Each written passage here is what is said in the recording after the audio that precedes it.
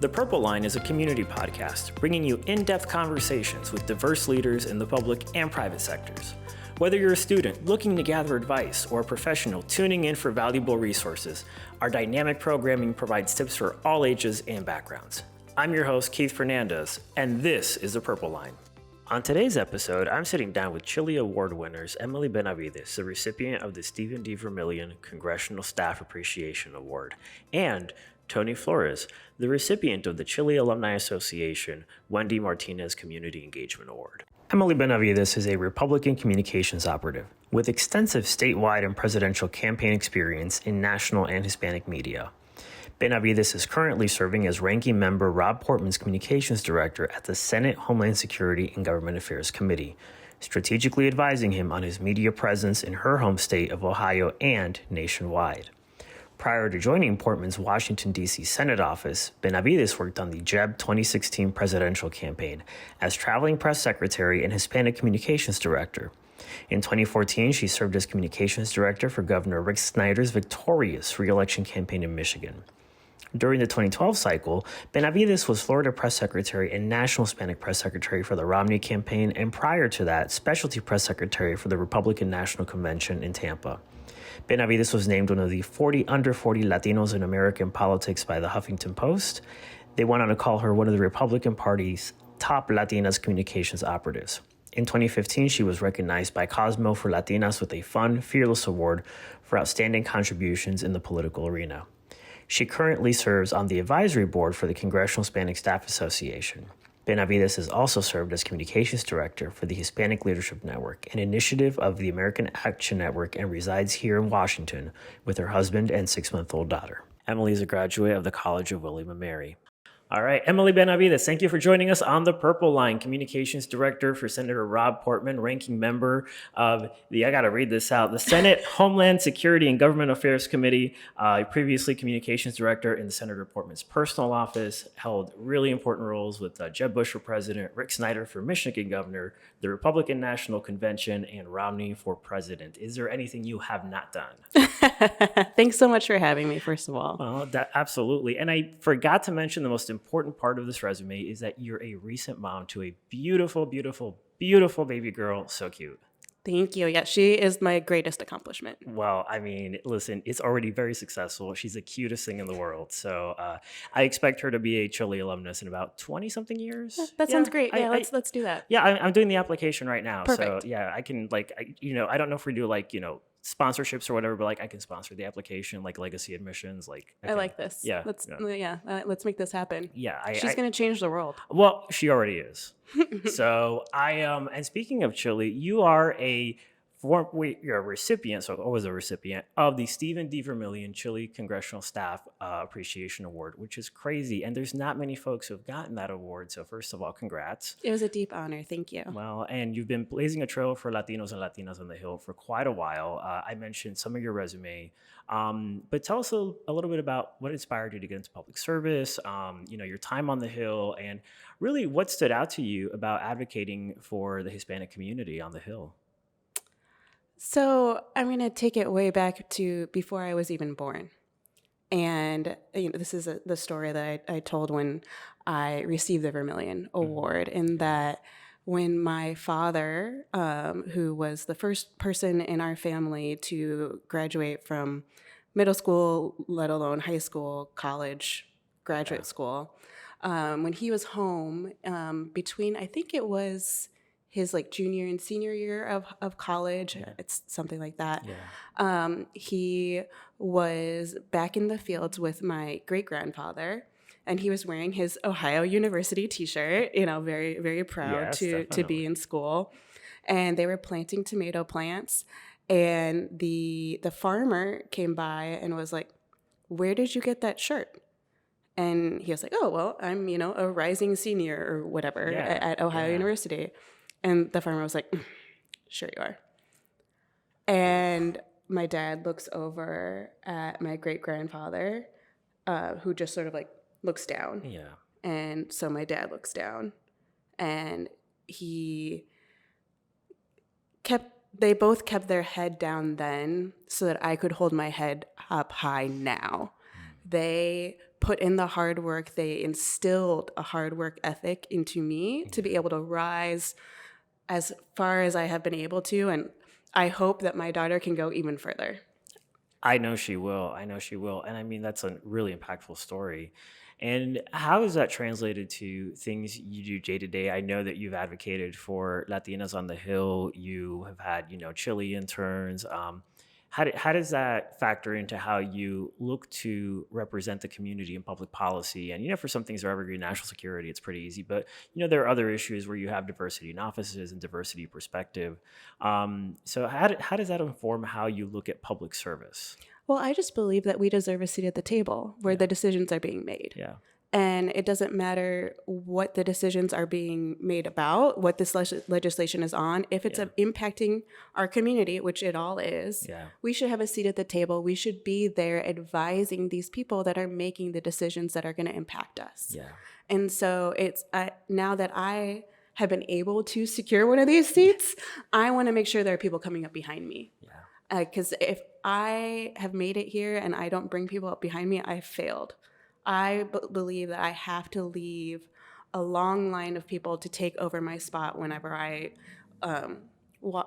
move on from Capitol Hill. I want to make sure that there's not just one person at the table, but suddenly a representative amount comparative to our community. Yeah. Yeah. And it's so interesting because for so many years, there were certain Latino issues, and that's sort of where someone would get warehoused. And seeing Latinos go into different sort of non-traditional issue areas has demonstrated that our community has, this depth and breadth of experience. And one of those things I think that you've done before you went to Capitol Hill, in these roles at least, was working on the campaigns of, former Governor Jeb Bush, former Governor Rick Snyder. And tell me how that sort of public service was different. It's a lot more advocacy with the deadline, I'd say, thinking about election day. So, well, it's I love campaign work because you are so busy. You're hair is on fire all the time. And because of that, you learn as much in one day as you would in a month in a normal Capitol Hill office. Yeah. And so by going into campaign life, you can come out and be 2 or 3 rungs up higher on the ladder on Capitol Hill when you come back in, just from the gigantic amount of experience that you pick up on a campaign. You also learn so much about how to deal with a crisis because you are constantly having to react to all these things that are happening across the country. And so your crisis communication skills, if you're working in the communication space on campaigns I do, they just sharpen to a level that is really hard to come by on Capitol Hill. Yeah. Definitely. Well, and also knocking on doors, because there's no bigger crisis if you're at somebody's home in the front of their door and they're like, what do you think about this? And you can't be like, well, I don't know. So, exactly. You have to be reactive right away. Yeah. You always have to be able to think quickly on your feet. Yeah. There isn't the time to set out a proactive media strategy and think through your talking points and, cross the T's and dot the I's you might be able to on Capitol Hill, which, don't get me wrong. I love when I can do a nice, long, proactive media strategy rollout. Yes. But on a campaign, you don't have time for that. You have to be able to trust your gut. Definitely. And I mean, and speaking of that, and thinking about representation on campaigns, thinking about as a Latina on a campaign, I imagine that, I've seen more and more Latinas and Latinos on campaigns, but at the time, I mean, there weren't that many. And so I feel like maybe perhaps you were the only voice in the room, being hey guys, we've got to hone in on the Latino community. And, this isn't just a 3-month gig. We've got to continue to, speak to them in a way that's authentic. Exactly. And so after the 2012 election, that was my big thing. I was on the Romney campaign. I was just National Hispanic Press Secretary and the Florida Press Secretary. And after that campaign, I desperately wanted to help the Republican Party continue to make inroads with the Hispanic community. So that's why I went to the Hispanic Leadership Network, which was housed within the American Action Network, to try and keep those bridges out there, to keep building them, to make sure that like there were inroads being made at all times, and reminding folks, this is what we believe in, and here's where it may line up with what you believe in, and let's keep that conversation going. Yeah, and I think that's really crucial, and especially as the understanding of the community has gotten more sophisticated. Before I feel like it was a one-size-fits-all strategy, and now there is a meaningful difference between messaging to the Cuban and Puerto Rican and Mexican and Salvadorian communities, and finally a recognition that it's not a monolithic group, which is beautiful and something that I have been screaming from the mountaintops for so long. I know we like to say it's a mosaic, not a monolith. Just got to zoom in just a little bit more. Indeed. But you're a trailblazing Latina, both on campaigns and on the Hill, and so many folks have looked up to you and continue to do so. And I think the question everyone has, if not just me, is, how did you do it, and what advice would you have given yourself, 10 years ago, 15 years ago, 5 years ago, whenever, to really achieve this success and do it in a way that has made you and so many others proud? Well, first of all, it's very humbling to have such accolades, for you to say that so many people are proud of me. I will try and continue to meet that bar much as possible. But the overarching theme that I have tried to stick to, and I've adopted this from Senator Portman, is his motto of be ever kind and true. Mm-hmm. And so that's really important in working in politics, is be kind. Mm-hmm. You don't really need to explain that. Yeah. Well, to some people. Well, and I mean, because so many people in politics think that they have to like stab people in the back to get ahead, and that's not true. Yeah. Like, if you work hard and are, you do the work that's given to you, and you try and go above and beyond it, you'll move forward. And second is and never true. Yeah. And that is just, if you don't know the answer, say you don't know. Yeah. Find out, and then go back. Mm-hmm. Never try and BS your way through anything. It will always come back to you. So always be honest about what you're doing, what you're trying to do, like what knowledge you have. And, if you don't have the answer that the senator is asking you for, or the candidate is asking you for, don't make anything up. First of all, they'll know. Yeah. They always know. Yeah. And second of all, it reflects poorly on you. Whereas if you're honest, I don't know, but I will find the answer for you, sir, and I will get back to you, will always be appreciated. Yeah, absolutely. And I think bringing this back to Chile, one last question, for a lot of folks who are listening, they might be thinking of applying to a program, or, applying to, even just think about moving to DC. What would you tell them? They're home, they're listening to you, they listen to Tony Flores. What's for those who go, I don't know, like, is this for me? I don't think I can really do it. It seems really imposing. What would you tell them? It's hard, but it's worth it. Yeah. You pick up while you can when you're young, and you can just, make the move, and you'll find your community. I've been very blessed to find a beautiful community here in DC. And you find it on the campaigns as well. Like, those colleagues will become your family. Yeah. So it's scary. Like, I remember when I left Ohio, I didn't know anyone in DC, but I knew this is where I wanted to try and make my career. And so I just trusted my gut. I trusted that God would guide me. And he has, and I have found a community, and I have found it by, circle back, being ever kind and true, and also by, there's wonderful organizations like CHLI, which are just, I wish that I had been able to participate in one of the CHLI programs, because what I think that is so great is having the opportunity to go in to these internships and be supported automatically with a community of like your fellow interns that are doing the program with you, and the people overseeing the program that have like shepherded so many bright students along the way, imparting their knowledge and their expertise. So it's a wonderful opportunity, and I think everyone should take advantage of it. I think that's great. And it's a wonderful note to end on. So, Emily Benavides, thank you for walking on the purple line with us. Be kind and ever true advice we should all follow. You have followed it since even before I knew you. Te quiero, mi amiga. EOT. Tony Flores was raised in the city of Anaheim, California. He attended the University of California, Davis, where he received his BA in politics. Tony was selected to participate as a Global Leader Fellow by the Congressional Hispanic Leadership Institute in the spring of 2019. In 2020, Tony transitioned to the district office of Congressman Lou Correa in Orange County to pursue his passion for community building and develop his skills. Throughout the COVID-19 pandemic, Tony's been actively engaged in leading and organizing food drives as well as distributing COVID-19 resources for the hardest hit areas in his district. In 2021, Tony was awarded the Congressional Hispanic Leadership Institute Alumni Association's Wendy Martinez Community Engagement Award for his dedication and work in the community. Tony is now a field representative for the district office of California State Assemblymember Tom Daly. He also serves on the Parks and Recreation Commission for the city of Anaheim.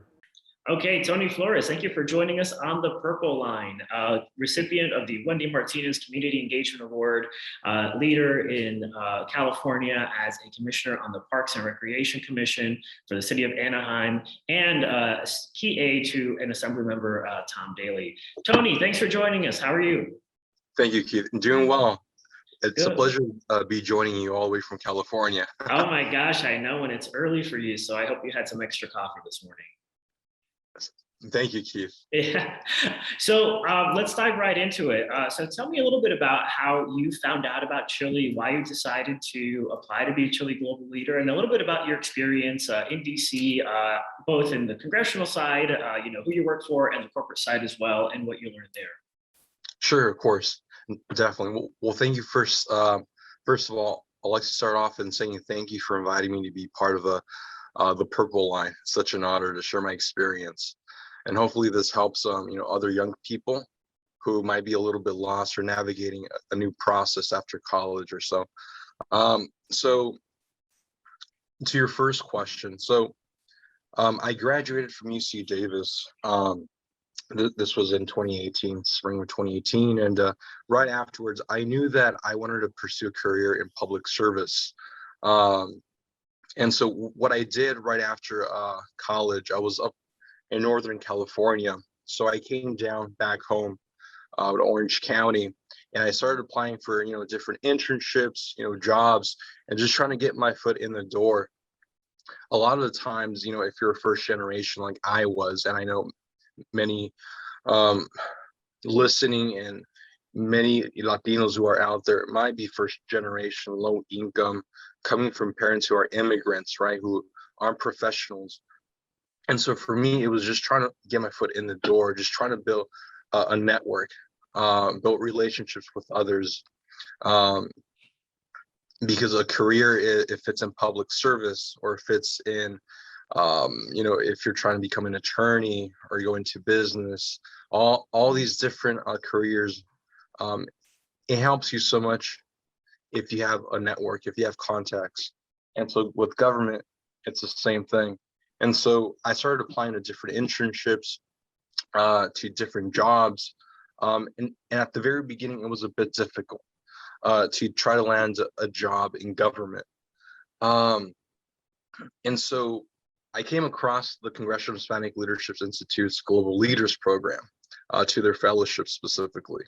And I looked over the criteria and application process. And at first I thought that I wasn't going to get in because I knew how competitive it would be. But what I did is I started reaching out to some staffers with the Congressional Hispanic Leadership Institute who were listed on their website. And I was like, hey, I have a few questions, a few concerns with application, this and that. And at the end of the day, I decided to turn in my application and I submitted it. I actually, fun fact, I submitted my my application for the Global Leaders Program literally 5 minutes before the submission period was going to expire. I was still debating at the time whether I would, submit it or not, because I understood how competitive it would be. But I submitted my application.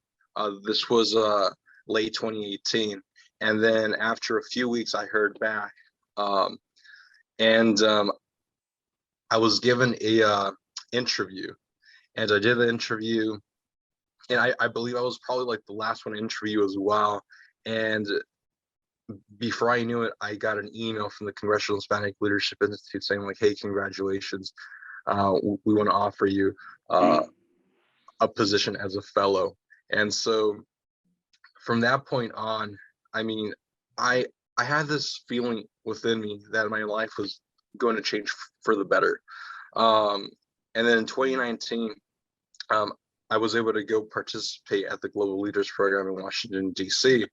And then I was fortunate to be placed with my hometown Congressman Lou Correa, who represents California's 46th congressional districts here in Central Orange County, which is the city of Anaheim, Santa Ana, Orange, and Garden Grove.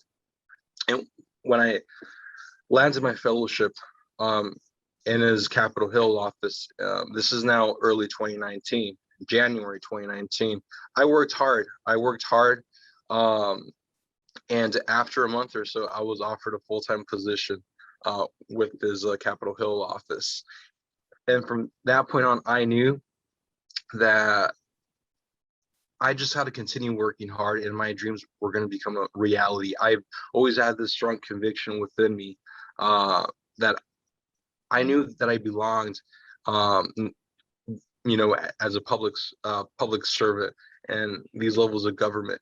But for me, I never knew, and I never would have thought that at such an early age, I was going to land a job in Washington, D.C., which I consider to be, the heart of American politics at the highest level of government.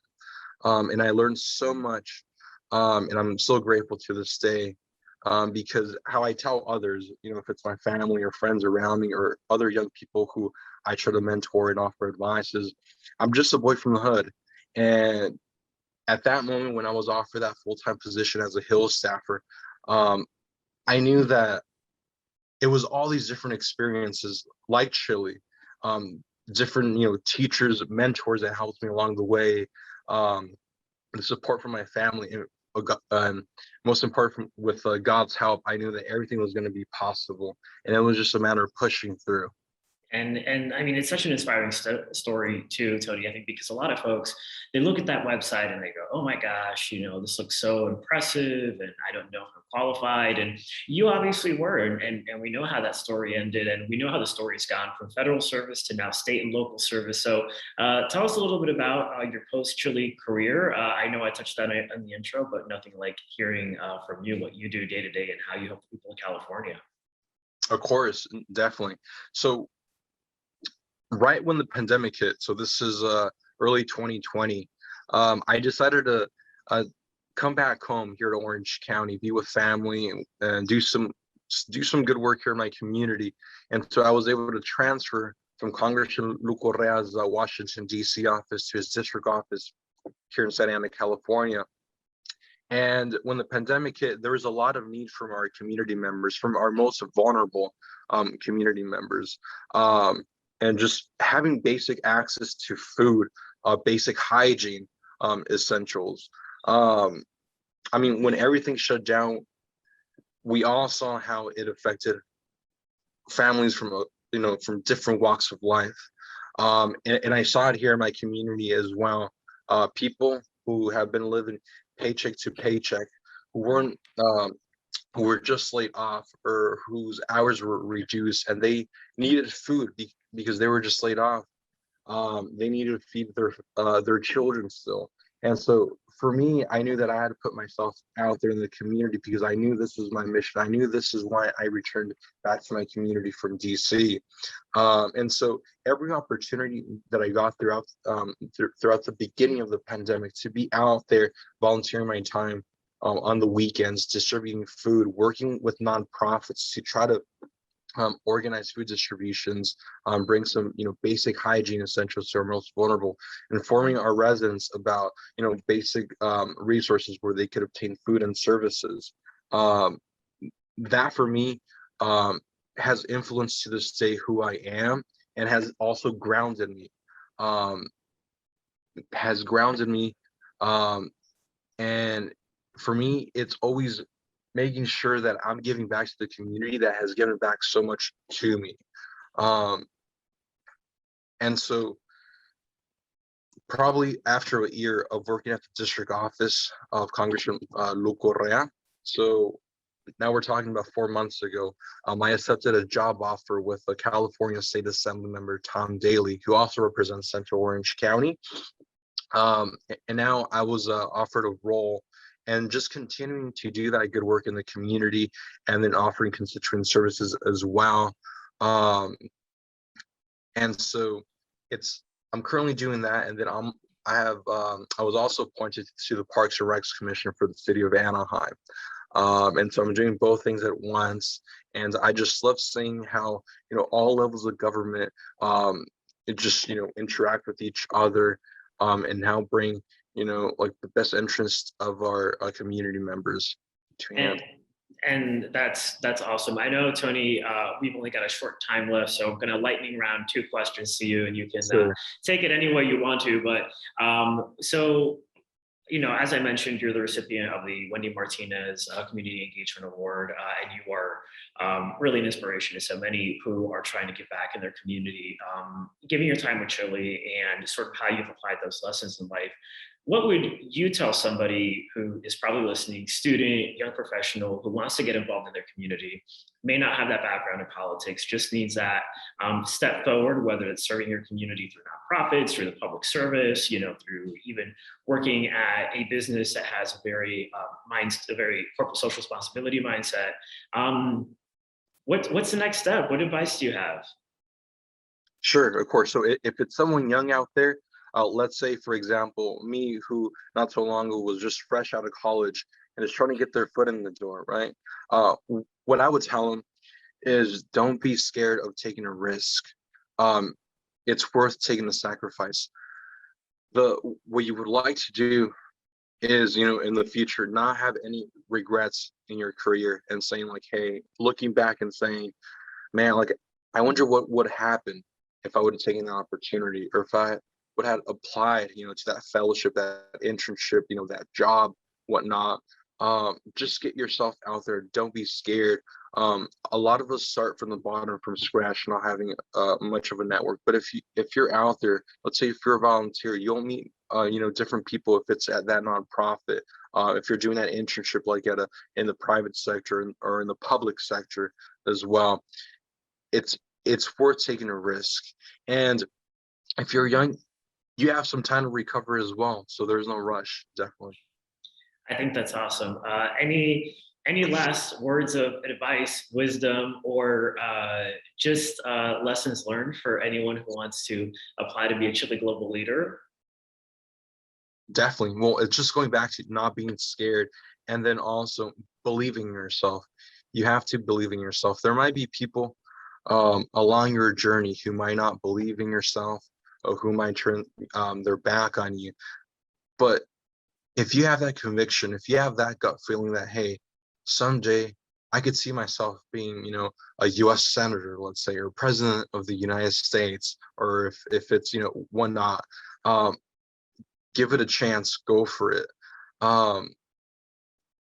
At all times, it's impossible to have, all these people behind your back. But as long as you have, as long as you're pursuing what you love, and you have, if it's like your family behind you, some good friends, that's all that it takes. And just knowing that you're more than qualified to, pursue what you wish to. That's awesome. Well, Tony Flores, we are certainly proud of you. You're a standout alum. You're an award winner, literally, not just figuratively. And you served at all levels of government. I can't wait to see what you'll do next. Thank you for walking with me on the Purple Line. Thank you so much, Keith. Well, it was an honor to participate in the Purple Lines. Thank you so much. Thank you. Thanks for listening to The Purple Line. You can follow me at _Keith Fernandez on Twitter, and make sure to follow CHLI across all social media platforms at the CHLI for the latest updates.